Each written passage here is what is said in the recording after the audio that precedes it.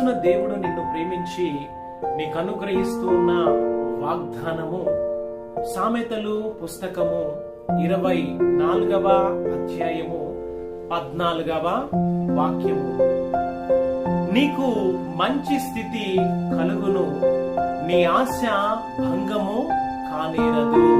ఆమేన్.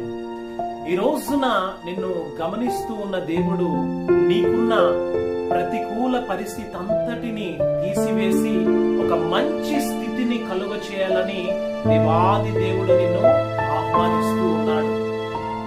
నీ కొరకు ప్రాణం పెట్టిన దేవుడు, సర్వాధికారి అయిన దేవాది దేవుడి యొక్క వాగ్దానాన్ని నీ హృదయపూర్వకముగా విశ్వసించి దేవుని నిత్య రాజ్యములోని